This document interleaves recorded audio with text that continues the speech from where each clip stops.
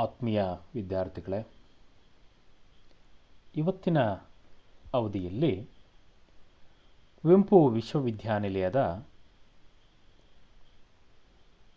ದ್ವಿತೀಯ BCom ಹಾಗೂ BBA ತರಗತಿಗಳ 4ನೇ ಸೆಮಿಸ್ಟರ್ನ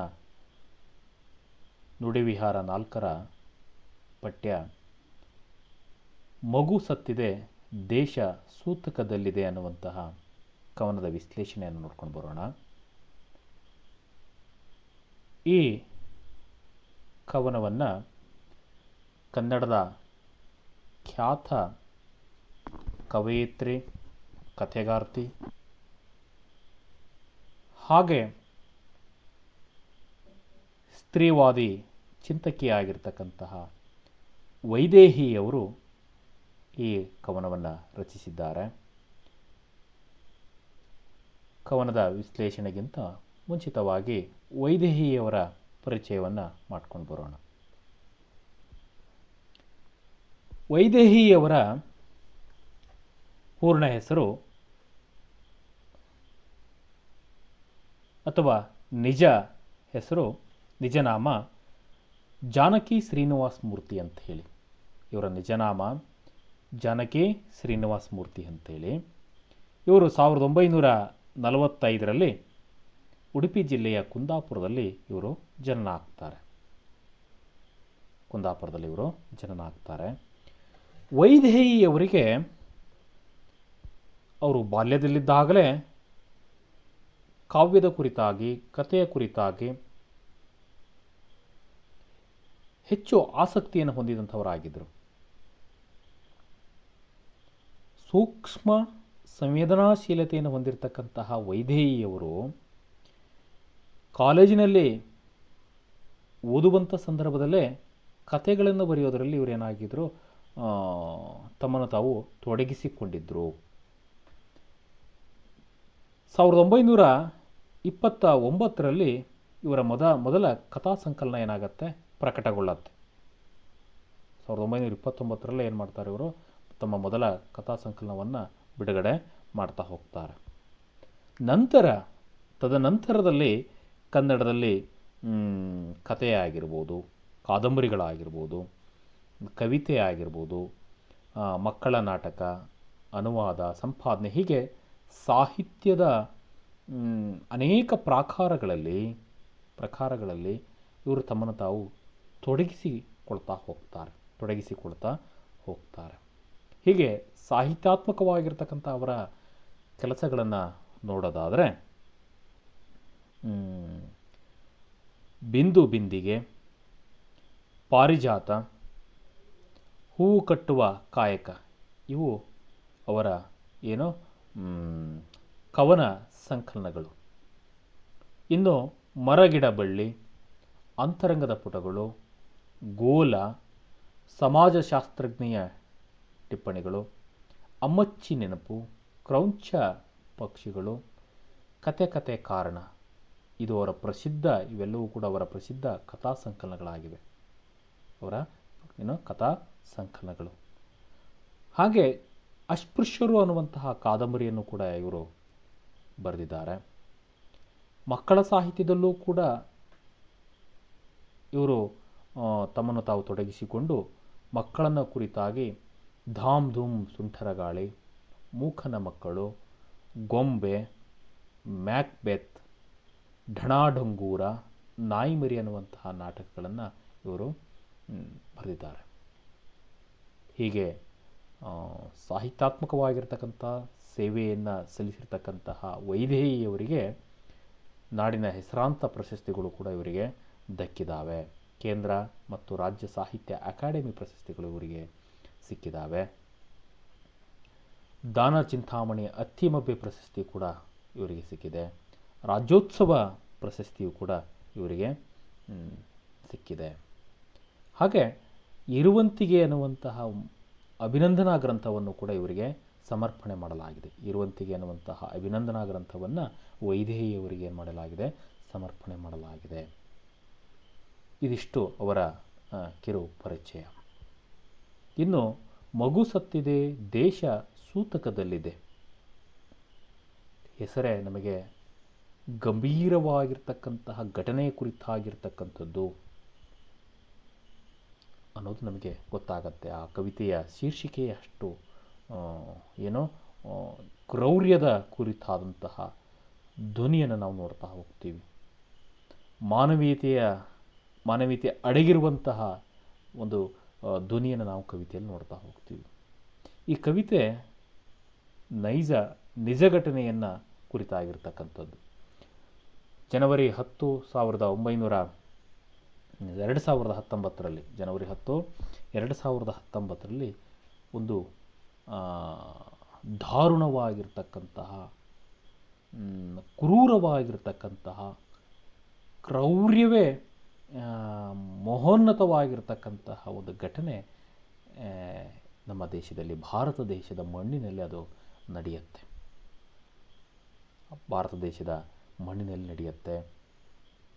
ಅದನ್ನು ಕುರಿತಾಗಿ ಇಲ್ಲಿ ಈ ಕವಿತೆ ಹೇಳ್ತಾ ಹೋಗುತ್ತೆ. ಈ ಕವಿತೆಯಲ್ಲಿ ನಡೆದಂತಹ ಘಟನೆಯನ್ನು ವಿರೋಧಿಸುವಂತಹ, ಪ್ರತಿಭಟಿಸುವಂತಹ, ಜೊತೆಗೆ ಈ ಸಮಾಜದ ಕುರಿತಾಗಿರ್ತಕ್ಕಂಥ ಅಸಹನೆ, ಅಸಹಾಯಕತೆ, ಜೊತೆಗೆ ಒಂದು ರೀತಿ ಹೇಸಿಗೆಯ ಮನೋಭಾವನೆ, ಜಿಗುಪ್ಸೆ, ಇವೆಲ್ಲವೂ ಕೂಡ ಈ ಕವಿತೆಯಲ್ಲಿ ಗೋಚರ ಆಗ್ತಾ ಹೋಗುತ್ತೆ. ಕವಿಯತ್ರಿಯ ಮನದಾಳದಲ್ಲಿ ಮಡುಗಟ್ಟಿರ್ತಕ್ಕಂತಹ ಸಮಾಜದ ಕುರಿತಾಗಿರ್ತಕ್ಕಂತಹ ಅಸಹನೆ ಅಂತಕ್ಕಂಥದ್ದು ಇಲ್ಲೇನಾಗಿರ್ತಕ್ಕಂಥದ್ದು ಹೊರಹೊಮ್ಮಿ ಬಂದಿರತಕ್ಕಂಥದ್ದನ್ನು ಕವಿತೆಯಲ್ಲಿ ನೋಡ್ತಾ ಹೋಗ್ತೀವಿ. ಯಾವ ದೇಶದಲ್ಲಿ ಹೆಣ್ಣನ್ನು ಗೌರವಿಸಲಾಗ್ತಾ ಇತ್ತೋ, ಯಾವ ನೆಲದಲ್ಲಿ ಹೆಣ್ಣನ್ನು, ಸ್ತ್ರೀಯನ್ನು ಪೂಜ್ಯ ಭಾವದಿಂದ ನೋಡಲಾಗ್ತಾ ಇತ್ತೋ, ಯಾವ ದೇಶದ ಸಂಸ್ಕೃತಿ ಮಹೋನ್ನತವಾಗಿರ್ತಕ್ಕಂಥ ಸಂಸ್ಕೃತಿ ಅಂತೇಳಿ ಬಿಂಬಿಸ್ತಾ ಇದ್ರೋ ಅಂಥ ದೇಶದಲ್ಲಿ ನಿರಂತರವಾಗಿ ಹೆಣ್ಣಿನ ಮೇಲೆ, ಪ್ರಕೃತಿಯ ಮೇಲೆ ಅತ್ಯಾಚಾರಗಳು, ಅನಾಚಾರಗಳು, ನಿಂದನೆಗಳು, ಅಪಮಾನಗಳು ಏನಾಗ್ತಾ ಇದ್ದಾವೆ, ದಿನನಿತ್ಯವಾಗಿ ನಡೆಯುವುದರ ಮೂಲಕವಾಗಿ ಹೆಣ್ಣನ್ನು, ಸ್ತ್ರೀಯನ್ನು ಮಾನಸಿಕವಾಗಿ ಕುಗ್ಗಿಸುವಂಥ ಕೆಲಸಗಳಾಗ್ತಾ ಇದ್ದಾವೆ. ನಾವು ಶಾಸ್ತ್ರದಲ್ಲಿ ಕೇಳುತ್ತಾ ಇದ್ದೀವಿ, ಪುರಾಣಗಳಲ್ಲಿ ಕೇಳುತ್ತಾ ಇದ್ದೀವಿ, ವೇದಗಳಲ್ಲಿ ಕೇಳುತ್ತಾ ಇದ್ದೀವಿ. ಯತ್ರ ನಾರ್ಯಸ್ತು ಪೂಜ್ಯಂತೆ ರಮಂತೆ ತತ್ರ ದೇವತಾಃ ಅಂತೇಳಿ. ಯತ್ರ ನಾರ್ಯಸ್ತು ಪೂಜ್ಯಂತೆ ರಮಂತೆ ತತ್ರ ದೇವತಾಃ. ಯಾವ ನಾಡಿನಲ್ಲಿ ಸ್ತ್ರೀಯನ್ನು ಪೂಜಿಸಲಾಗ್ತದೆಯೋ, ಮಹಿಳೆಯನ್ನು ಪೂಜಿಸಲಾಗ್ತದೆಯೋ ಅಲ್ಲಿ ದೇವರು ವಾಸಿಸ್ತಾರೆ ಅಂಥೇಳಿ ಸ್ಮೃತಿ, ಮನುಸ್ಮೃತಿ ಹೇಳುತ್ತೆ. ಅಂಥ ನಾಡಿನಲ್ಲಿ ಅಮಾನೀಯವಾಗಿರ್ತಕ್ಕಂತಹ, ಮನುಕುಲವೇ ನಾಚಿಕೆ ಪಡುವಂತಹ ಘಟನೆಗಳು ಏನಾಗ್ತಾ ಇದ್ದಾವೆ, ನಿತ್ಯವೂ ಕೂಡ ಹೋಮ ಹವನದಂತೆ ದಿನನಿತ್ಯವೂ ಕೂಡ ನಡೀತಾ ಇದ್ದಾವೆ. ನಿತ್ಯವೂ ಕೂಡ ಅತ್ಯಾಚಾರಗಳು ನಡೀತಾ ಇದ್ದಾವೆ, ಕೊಲೆಗಳು ನಡೀತಾ ಇದ್ದಾವೆ, ಸುಲಿಗೆಗಳು ನಡೀತಾ ಇದ್ದಾವೆ. ಅಂತಹ ಒಂದು ಘಟನೆಯನ್ನು ಕೇಂದ್ರವಾಗಿಟ್ಟುಕೊಂಡು ಕವಿತೆ ಹೇಳ್ತಾ ಹೋಗುತ್ತೆ. ಕವಿತೆ ತನ್ನ ಅಸಹಕಾರವನ್ನು, ಮನುಷ್ಯತ್ವದ ಕ್ರೂರ ಮುಖದ ವಿರುದ್ಧ, ಕ್ರೌರ್ಯದ ವಿರುದ್ಧ ತನ್ನ ಸಾತ್ವಿಕವಾಗಿರ್ತಕ್ಕಂಥ ಪ್ರತಿಭಟನೆಯನ್ನು, ಹತಾಶೆಯನ್ನು, ನಿರಾಶೆಯನ್ನು ಈ ಕವಿತೆ ವ್ಯಕ್ತಪಡಿಸ್ತಾ ಹೋಗುತ್ತೆ. ಇಲ್ಲಿ 8 ವರ್ಷದ ಬಾಲಕಿ, ಮುಸ್ಲಿಂ ಸಮಾಜಕ್ಕೆ ಸೇರಿರ್ತಕ್ಕಂತಹ 8 ವರ್ಷದ ಬಾಲಕಿಯನ್ನು, ಕುದುರೆ ಕಾಯಲು ಹೋಗಿರ್ತಕ್ಕಂತಹ ಆ ಹೆಣ್ಣು ಮಗಳನ್ನು, ಮುಗ್ಧ ಮನಸ್ಸಿನ, ಯಾವ ಕಲ್ಮಶಗಳೂ ಇಲ್ಲದೇ ಇರತಕ್ಕಂತಹ ಮುಗ್ಧ ಮಗುವನ್ನು ಒಂದು ದೇವಸ್ಥಾನದಲ್ಲಿ ಎಳ್ಕೊಂಡು ಹೋಗಿ ಕಾಮಾಸಕ್ತಿಯನ್ನು ಹೊಂದಿರತಕ್ಕಂಥ ರಕ್ಕಸರು, ಗೋಮುಖ ವ್ಯಾಘ್ರರು ಏನು ಮಾಡ್ತಾರೆ, ಅತ್ಯಾಚಾರವನ್ನು ಮಾಡುವುದರ ಜೊತೆಗೆ ಆ ಮಗುವನ್ನು ಅಲ್ಲೇ ಕೊಂದು ಹಾಕ್ಬಿಡ್ತಾರೆ. ಆ ಘಟನೆ ಇಡೀ ದೇಶದಲ್ಲಿ ತಲ್ಲಣವನ್ನು ಉಂಟು ಮಾಡುತ್ತೆ. ಆ ಘಟನೆ ಏನು ಮಾಡುತ್ತೆ, ಇಡೀ ದೇಶದಲ್ಲಿ ತಲ್ಲಣವನ್ನು ಉಂಟು ಮಾಡುತ್ತೆ. ಆ ಘಟನೆಯನ್ನು ಕುರಿತಾಗಿ ಪ್ರತಿಭಟನಾತ್ಮಕವಾಗಿರ್ತಕ್ಕಂಥ ನೆಲೆಗಟ್ಟಿನಲ್ಲಿ ಕವಯಿತ್ರಿ ತಮ್ಮ ಇಂಗಿತವನ್ನು, ತಮ್ಮ ಪ್ರತಿಭಟನೆಯನ್ನು, ತಮ್ಮ ನೋವನ್ನು ಈ ಸಮಾಜದ ಕುರಿತಾಗಿ, ಈ ದೇಶದ ಕುರಿತಾಗಿ, ಈ ದೇಶ ಯಾವ ಕಡೆ ಸಾಗ್ತಾ ಇದೆ, ಈ ಮಾನವ ಸಮಾಜ ಅಂತಕ್ಕಂಥದ್ದು ಯಾವ ಕಡೆ ಸಾಗ್ತಾ ಇದೆ ಅಂತಕ್ಕಂಥದ್ದನ್ನು ತನ್ನ ಕವಿತೆಯಲ್ಲಿ ಹೇಳುವ ಪ್ರಯತ್ನವನ್ನು ಮಾಡ್ತಾ ಹೋಗಿದ್ದಾರೆ. ಒಂದು ಸಾರಿ ಕವಿತೆಯನ್ನು ನೋಡ್ಕೊಂಡು ಬರೋಣ, ತದನಂತರ ಅದರ ವಿಶ್ಲೇಷಣೆಯನ್ನು ಮಾಡೋಣ.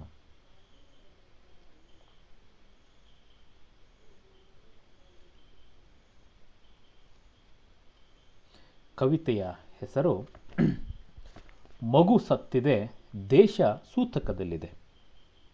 ಪೂಜೆ ತಕ್ಷಣ ನಿಲ್ಲಿಸಿ, ಮಗು ಸತ್ತಿದೆ.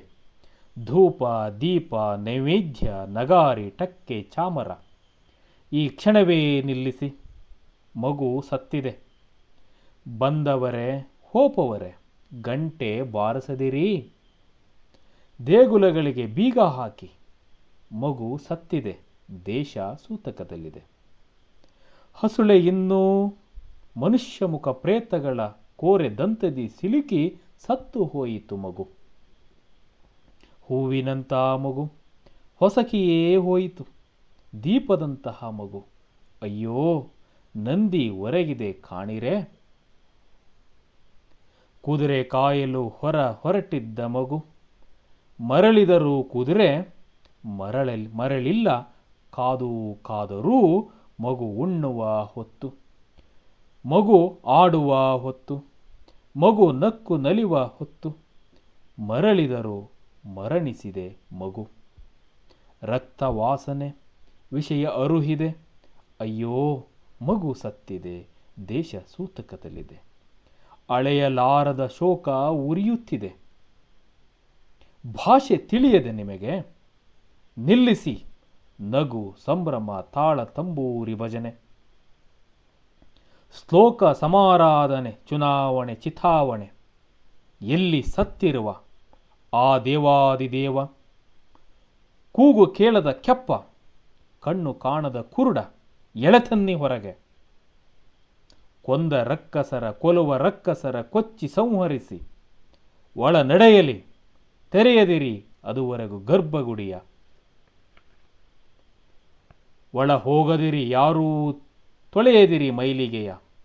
ದೇಶ ಸೂತಕದಲ್ಲಿದೆ, ಮೌನ ಸಾಕಾಗಿದೆ, ಶಬ್ದ ಮಾತು ಸಾಕಾಗಿದೆ, ಮಗುವಿನ ಜೀವ ಬೇಕಾಗಿದೆ. ಅದೂ ಕಂಪಿಸುತ್ತಿದೆ ಗಾಳಿ, ನಿಂತ ನೆಲ ಅದುರುತ್ತಿದೆ, ಕೇಳುತ್ತಿದೆಯೇ ಮತ್ತೆ ಎಲ್ಲಿಂದಲೋ ಧ್ವನಿ, ಕಾಪಾಡಿ ಇದೆಲ್ಲಿಂದ ಮತ್ಯಾರು ಯಾರಿಂದ ಇಲ್ಲಿವರೆಗೆ. ಸದ್ದಿಲ್ಲದೆ ಕೂಗು ಮಗುವಿನ ಬಾಯಿ ಒತ್ತಿದೆ. ಓ ನಿತ್ಯ ಸೂತಕ ದೇಶವೇ, ಭಾಷೆ ತಿಳಿಯದ ದೇಶವೇ, ಹಗಲು ವೇಷದ ದೇಶವೇ, ಕಣ್ಣು ಕಿತ್ತಿಹ ದೇಶವೇ, ಹೆಣ್ಣ ನರಿಯದ ಹದ್ದು ಗಿಡಗಗಳ ಕಾಕಪೋಕಗಳ ಬೀದಿ ಬಸವಗಳ ಬೀಡಾಗುತ್ತಿರುವ ದೇಶವೇ. ನನ್ನ ಭಾರತ ಮಾತೆಯೇ ಸಾಕಿನ್ನು ಬಾ, ಹೋಗೋಣ ದೂರ ಇಲ್ಲಾದರೂ ದೂರ. ಎಂದರೂ ಬಿಟ್ಟು ಹೋಗಲಾದರೂ ಇಲ್ಲಿಗೆ. ಇಡೀ ಕವಿತೆ, ಪ್ರಿಯ ವಿದ್ಯಾರ್ಥಿಗಳೇ, ಇಡೀ ಕವಿತೆ ನಿತ್ಯ ಈ ಸಮಾಜದಲ್ಲಿ, ಈ ದೇಶದಲ್ಲಿ, ಈ ನೆಲದಲ್ಲಿ ನಡೆಯುವಂಥ ಕ್ರೌರ್ಯವನ್ನು ಕುರಿತಾಗಿರ್ತಕ್ಕಂಥದ್ದು. ಮನುಷ್ಯ ಮುಖದ ಗೋಮುಖ ವ್ಯಾಘ್ರರು ನಿತ್ಯ ಅಟ್ಟಹಾಸವನ್ನು ಮಾಡ್ತಾ ಇದ್ದಾರೆ. ಇಡೀ ಸಮಾಜ ನಿಸ್ತೇಜಗೊಂಡಿದೆ, ಜಡಗೊಂಡಿದೆ. ಆದರೆ ಕ್ರೌರ್ಯತೆಯ ಅಟ್ಟಹಾಸ ಅಂತಕ್ಕಂಥದ್ದು ಏನಾಗಿದೆ, ನೆಲೆಗೊಂಡಿರ್ತಕ್ಕಂಥದ್ದು. ಮಾನವೀಯತೆ ಸತ್ತು ನಲುಗಿ ಹೋಗಿದೆ, ನಿರ್ಜೀವವಾಗಿದೆ. ಕ್ರೌರ್ಯಗಳು ಏನಾಗ್ತಾ ಇದ್ದಾವೆ, ವಿಜೃಂಭಿಸ್ತಾ ಇದ್ದಾವೆ. ಕ್ರೌರ್ಯಗಳೇ ವಿಜೃಂಭಿಸ್ತಾ ಇದ್ದಾವೆ. ಸಾವುಗಳು ಕೇವಲ ಸಾವುಗಳಾಗಿ ಮಾತ್ರ ಕಾಣಿಸ್ತಾ ಇದ್ದಾವೆ. ಅವುಗಳಲ್ಲಿ ಯಾವುದೇ ರೀತಿಯಾಗಿರ್ತಕ್ಕಂಥ ಭಾವನೆಗಳನ್ನು ಅರಿಯುವಂತಹ, ದುಃಖವನ್ನು ಅರಿಯುವಂತಹ, ನೋವನ್ನು ಅರಿಯುವಂತಹ, ಅದರ ಹಿಂದಿನ ಯಾವ ಮನುಷ್ಯತ್ವವೂ ಕೂಡ ಈ ಸಮಾಜಕ್ಕೆ ಬೇಕಾಗಿಲ್ಲ, ಈ ಸಮಾಜ ಎಲ್ಲವನ್ನೂ ಕೂಡ ಮರೆತು ನಿಂತಿದೆ ಅನ್ನುವಂತಹ ಆ ಅಸಹನೆಯನ್ನು, ನೋವನ್ನು ಕವಯತ್ರಿ ಈ ಕವಿತೆಯಲ್ಲಿ ಹೊರಹಾಕ್ತಾ ಇದ್ದಾರೆ. ಪೂಜೆ ತಕ್ಷಣ ನಿಲ್ಲಿಸಿ, ಮಗು ಸತ್ತಿದೆ. ಧೂಪ ದೀಪ ನೈವೇದ್ಯ ನಗಾರಿ ಟಕ್ಕೆ ಚಾಮರ ಈ ಕ್ಷಣವೇ ನಿಲ್ಲಿಸಿ, ಮಗು ಸತ್ತಿದೆ. ಇಲ್ಲಿ ಈ ಹೆಣ್ಣು ಮಗುವಿನ ಸಾವು ಅಂತಕ್ಕಂಥದ್ದು ಕೇವಲ ಸಂಕೇತ, ಒಂದು ರೂಪಕವಷ್ಟೇ. ಈ ಹೆಣ್ಣು ಮಗುವಿನ ಹಾಗೆ, ಈ ಮಗುವಿನ ಹಾಗೆ ಅದೆಷ್ಟೋ ಮಕ್ಕಳು ದಿನನಿತ್ಯವೂ ಕೂಡ ಸಾವಿನ ಕೂಪದಲ್ಲಿ ಸೇರ್ತಾ ಇದ್ದಾರೆ, ಸಾವಿನ ಹಿಂಸೆಯನ್ನು ದಿನನಿತ್ಯವೂ ಕೂಡ ಅನುಭವಿಸ್ತಾ ಇದ್ದಾರೆ. ಅಂತಹ ಯಾವ ಸಂಸ್ಕೃತಿಯ ಬೀಡು ಅಂತ ನಾವು ಹೇಳ್ಕೊಳ್ತಾ ಇದ್ದೀವೋ ಅಂತಹ ನಾಡಿನಲ್ಲಿ, ಅಂತಹ ನೆಲದಲ್ಲಿ ಇಂತಹ ಅಸಹ್ಯಕರವಾಗಿರ್ತಕ್ಕಂಥ ಘಟನೆಗಳು ಇವತ್ತು ನಡೀತಾ ಇದ್ದಾವೆ. ಇದು ಕೇವಲ ಸಂಕೇತವಷ್ಟೇ.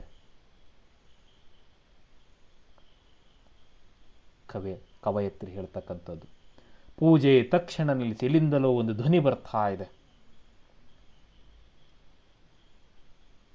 ಆ ದೇವಸ್ಥಾನದ ಆವರಣದಲ್ಲಿ ಮಗುವಿನ ಕೊಲೆಯಾಗಿದೆ, ಅತ್ಯಾಚಾರವಾಗಿದೆ.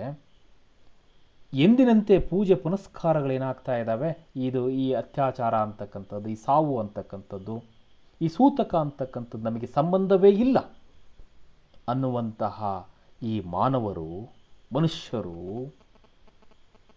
ಅದನ್ನು ಗಣನೆಗೆ ತೆಗೆದುಕೊಳ್ಳದೆ ಏನು ಮಾಡ್ತಾ ಇದ್ದಾರೆ, ದಿನನಿತ್ಯದ ಪೂಜೆಯಲ್ಲಿ, ದಿನನಿತ್ಯದ ಸಂತೋಷದಲ್ಲಿ, ದಿನನಿತ್ಯದ ಆನಂದದಲ್ಲಿ ಅವರೇನು ಮಾಡ್ತಾ ಇದ್ದಾರೆ, ಮೈಮರಿತಾ ಇದ್ದಾರೆ. ಅತ್ಯಾಚಾರಕ್ಕೆ ಸ್ವತಃ ಸಾಕ್ಷಿಯಾಗಿರ್ತಕ್ಕಂತಹ ದೇವಾಲಯದಲ್ಲಿ ನಿತ್ಯ ಪೂಜೆಯಂತೆ ಇವತ್ತು ಕೂಡ ಏನಾಗ್ತಾ ಇದೆ, ಪೂಜೆ ನಡೀತಾ ಇದೆ. ಆದರೆ ಅಷ್ಟರಲ್ಲಿ ಯಾವುದೋ ಒಂದು ಧ್ವನಿ ಬರ್ತಾ ಇದೆ. ಯಾರೋ ಹೇಳ್ತಾ ಇದ್ದಾರೆ ಏನಂತ, ಪೂಜೆ ತಕ್ಷಣ ನಿಲ್ಲಿಸಿ, ಪೂಜೆ ನಿಲ್ಲಿಸಿ, ನಿಮ್ಮ ಧೂಪ ದೀಪ ನೈವೇದ್ಯ ನಗಾರಿ ಟಕ್ಕೆ ಚಾಮರಗಳನ್ನು ಈ ಕ್ಷಣವೇ ನಿಲ್ಲಿಸಿ. ಯಾರನ್ನ ಪೂಜಿಸ್ಲಿಕ್ಕಾಗಿ, ಯಾರನ್ನ ಆನಂದ ಪಡಿಸ್ಲಿಕ್ಕಾಗಿ ನೀವು ಪೂಜೆಯನ್ನು ಮಾಡ್ತಾ ಇದ್ದೀರಾ? ಯಾವುದಕ್ಕೋಸ್ಕರ, ಯಾವ ಸ್ವಾರ್ಥಕ್ಕಾಗಿ ನೀವು ಧೂಪವನ್ನು ಹಾಕ್ತಾ ಇದ್ದೀರಾ? ಯಾರಿಗಾಗಿ ದೀಪವನ್ನು ಹಚ್ತಾ ಇದ್ದೀರಾ? ಯಾರಿಗೆ ಈ ನೈವೇದ್ಯ? ಯಾರನ್ನ ರಂಜಿಸ್ಲಿಕ್ಕಾಗಿ ಈ ನಗಾರಿ ಟಕ್ಕೆ ಚಾಮರಗಳು? ಮೊದಲು ನಿಮ್ಮ ಈ ಕಾರ್ಯಗಳನ್ನು ಫಸ್ಟ್ ನಿಲ್ಲಿಸಿ, ಪೂಜೆಗಳನ್ನು ನಿಲ್ಲಿಸಿ, ತಕ್ಷಣ ನಿಲ್ಲಿಸಿ. ಮಗು ಸತ್ತಿದೆ, ಮಗು ಸತ್ತಿದೆ. ಬಂದವರೇ ಹೋಪವರೇ ಗಂಟೆ ಬಾರಿಸದಿರಿ.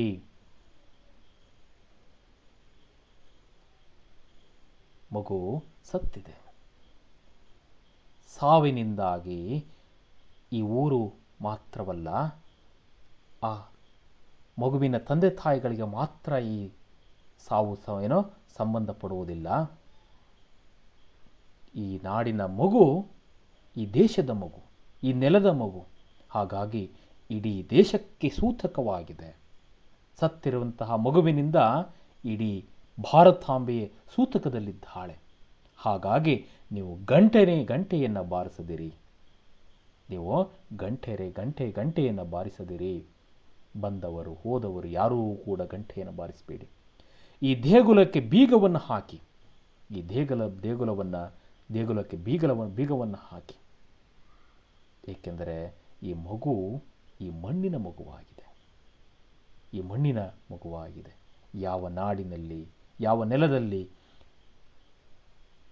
ಹೆಣ್ಣಿಗೆ ವಿಶೇಷವಾಗಿರ್ತಕ್ಕಂತಹ ಸ್ಥಾನವಿತ್ತೋ ಅಂತಹ ನಾಡು ಈಗ ಸೂತಕ, ಅಂತಹ ನಾಡಿನ ಸೂತಕ ಅಂತಕ್ಕಂಥದ್ದು ಆವರಿಸಿದೆ ಅನ್ನುವಂತಹ ವಿಷಾದವನ್ನು ಕವಿಯತ್ರಿ ಹೊರಹಾಕ್ತಾ ಇದ್ದಾರೆ.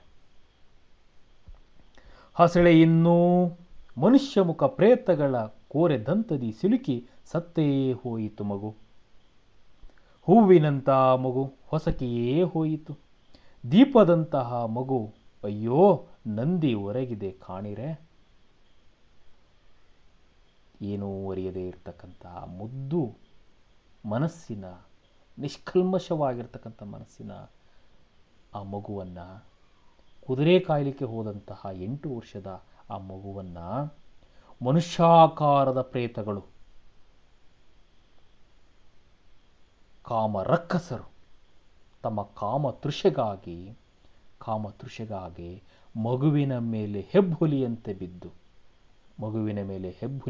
ಬಿದ್ದು ತಮ್ಮ ಕೋರೆಯಾಕಾರದ ಹಲ್ಲುಗಳಿಂದ ಆ ಮಗುವಿನ ದೇಹಕ್ಕೆ ಏನು ಮಾಡಿದರು, ಘಾಸಿಗೊಳಿಸಿದ್ದಾರೆ. ಅವರ ಗಾಯದಿಂದ, ಅವರ ನೋವಿನಿಂದ ಹೂವಿನಷ್ಟೇ ಕೋಮಲವಾಗಿರ್ತಕ್ಕಂತಹ ಆ ಮುಗ್ಧವಾಗಿರ್ತಕ್ಕಂತಹ ಮಗುವನ್ನು ಈ ರಕ್ಕಸರು ಹೊಸಕಿ ಹಾಕಿಬಿಟ್ರಲ್ಲ, ಕೊಂದು ಹಾಕಿಬಿಟ್ರಲ್ಲ. ಅಯ್ಯೋ ದೇವರೇ, ಹೂವಿನಂಥ ಮಗು ಹೊಸಕಿಯೇ ಹೋಯಿತು. ಮನೆಗೆ ನಂದಾದೀಪವಾಗಿ ಬೆಳಗುವಂತಹ ಮಗು, ಮನೆಗೆ ಆರತಿ ಆಗಬೇಕಾದಂತಹ ಮಗು, ಮನವನ್ನು ಬೆಳಗುವಂತಹ ಮಗು ನಂದಿ ಹೋಗಿತ್ತಲ್ಲ. ಅಯ್ಯೋ ದೇವರೇ, ಅದೆಂಥ ಕ್ರೌರ್ಯ, ಅದೆಷ್ಟು ನೋವನ್ನು ಆ ಮಗು ಸಹಿಸಿಕೊಂಡಾತು ಅನ್ನುವಂತಹ ದುಃಖವನ್ನು, ವೇದನೆಯನ್ನು ಕವಿಯತ್ರಿ ಹೊರಹಾಕ್ತಾ ಇದ್ದಾರೆ. ಕುದುರೆ ಕಾಯಲು ಹೊರಟಿದ್ದ ಮಗು, ಮರಳಿದರೂ ಕುದುರೆ ಮರಳಿಲ್ಲ. ಕಾದರೂ ಮಗು ಉಣ್ಣುವ ಹೊತ್ತು, ಮಗು ಆಡುವ ಹೊತ್ತು, ಮಗು ನಕ್ಕು ನಲಿವ ಹೊತ್ತು, ಮರಳಿದರೂ ಮರಣಿಸಿದೆ ಮಗು. ರಕ್ತ ವಾಸನೆ ವಿಷಯ ಅರುಹಿದೆ. ಅಯ್ಯೋ ಮಗು ಸತ್ತಿದೆ, ದೇಶ ಸೂತಕದಲ್ಲಿದೆ. ಅಳೆಯಲಾರದ ಶೋಕ ಉರಿಯುತ್ತಿದೆ. ಎಂದಿನಂತೆ ಮಗು ಕುದುರೆ ಕಾಯಲಿಕ್ಕೆ ಹೋದಂತಹ ಮಗು, ಆಡುವಂತಹ ಮಗು, ಓಡುವಂತಹ ಮಗು, ನಕ್ಕು ನಲಿಯುವಂತಹ ಮಗು. ಆದರೆ ಆ ದಿನದ ಹೊತ್ತು ಮುಗಿದಿದೆ, ಕುದುರೆ ಮರಳಿದೆ. ಆದರೆ ಮನೆಗೆ ಮಗು ಮರಳಲಿಲ್ಲ, ಮನೆಗೆ ಮಗು ಬರಲಿಲ್ಲ. ಹೆತ್ತವರ ಕೂಗು, ಹೆತ್ತವರ ಆಕ್ರಂದನ ಮುಗಿಲು ಮುಟ್ತಾ ಇದೆ. ಎಷ್ಟು ಕರೆದರೂ ಕೂಡ ಮಗುವಿನ ಸದ್ದೇ ಇಲ್ಲ, ಮಗುವಿನ ಸಪ್ಪಳವೂ ಇಲ್ಲ. ಎಲ್ಲಿ ಹುಡುಕಿದರೂ ಮಗು ಇಲ್ಲ. ಮಗು ಇಲ್ಲಿದೆ, ಅಲ್ಲಿದೆ, ಅಲ್ಲಿ ಆಡ್ತಾ ಇದೆ, ಇಲ್ಲಿ ಆಡ್ತಾ ಇದೆ, ಎಲ್ಲೂ ಕೂಡ ಇಲ್ಲ. ಮಗು ಉಣ್ಣುವ ಹೊತ್ತು, ಮಗುವಿನ ಯಾವ ಬರುವಿಕೆಯ ಲಕ್ಷಣಗಳು ಕೂಡ ಇಲ್ಲ. ಮಗು ಆಡುವ, ನಕ್ಕು ನಲಿಯುವ ಹೊತ್ತಾದರೂ ಮಗುವಿನ ದರ್ಶನ, ಮಗುವಿನ ಆಗಮನ ಆ ಮನೆಗೆ ಆಗಲಿಲ್ಲ. ಅಲ್ಲಿಯೇ ಆ ಗರ್ಭಗುಡಿಯಲ್ಲಿಯೇ, ಆ ದೇವಸ್ಥಾನದಲ್ಲಿಯೇ ಮಗುವಿನ ಕಮಟು ವಾಸನೆ ಹೇಳ್ತಾ ಇದೆ. ಮಗುವಿನ ಕಮಟು ವಾಸನೆ ಹೇಳ್ತಾ ಇದೆ ಮಗು ಸತ್ತಿದೆ ಎಂದು. ಆ ರಕ್ತದ ವಾಸನೆ ಹೇಳ್ತಾ ಇದೆ ಕ್ರೌರ್ಯಕ್ಕೆ ಮಗು ಒಳಗಾಗಿದೆ ಎಂದು. ರಕ್ಕಸರ ಕ್ರೌರ್ಯಕ್ಕೆ ಮಗು ಒಳಗಾಗಿದೆ ಎಂದು ಆ ರಕ್ತವೇ ಹೇಳುತ್ತಿದೆ. ಅಯ್ಯೋ ಮಗು ಸತ್ತಿದೆ, ದೇಶ ಸೂತಕದಲ್ಲಿದೆ. ಮಗುವನ್ನ ಕ್ರೌರ್ಯದಿಂದಾಗಿ, ಕ್ರೂರತೆಯಿಂದಾಗಿ ಸಾಯಿಸಿದ್ದಾರಲ್ಲ. ಮಗುವಿನ ರಕ್ತ ನೆಲಕ್ಕೆ ಬಿದ್ದಿದೆಯಲ್ಲ. ಈ ನಾಡಿನ ಮಣ್ಣು ಆ ಮಗುವಿನ ರಕ್ತವನ್ನು ಹೀರಿಕೊಂಡಿದೆಯಲ್ಲ. ಹಾಗಾಗಿ ಇದು ಸೂತಕ ಕೇವಲ ಮನೆಗಲ್ಲ, ಊರಿಗಲ್ಲ, ಇಡೀ ದೇಶಕ್ಕೆ ಇದು ಸೂತಕವಾಗಿದೆ. ಹೀಗೆ ಹೇಳುವ ಕವಯತ್ರಿ ಹೆತ್ತವರ ಶೋಕದ ಬೆಂಕಿಯ ಜ್ವಾಲೆ, ಹೆತ್ತವರ ಶೋಕದ ಬೆಂಕಿಯ ಜ್ವಾಲೆ ಇದೆಯಲ್ಲ, ನೋವಿನ ಜ್ವಾಲೆ ಇದೆಯಲ್ಲ, ಅದು ಮುಗಿಲು ಮುಟ್ಟಿದೆ ಅಂಥೇಳಿ ಆ ಮಗುವಿನ ಸಾವಿನ ಆ ನೋವನ್ನು ಅರಗಿಸಿಕೊಳ್ಳಲಾಗದೆ ಕವಿಯತ್ರಿಯ ಅಂತಃಕರಣ ಏನಾಗ್ತಾ ಇದೆ, ಮಿಡಿತಾ ಇದೆ. ಇಲ್ಲಿಗೆ ಕವಿತೆಯನ್ನು ನಿಲ್ಲಿಸ್ತಾ ಇದ್ದೀನಿ. ಮುಂದಿನ ಕವಿತೆಯನ್ನು ಮುಂದಿನ ಭಾಗದಲ್ಲಿ ನೋಡ್ಕೊಂಡು ಬರೋಣ.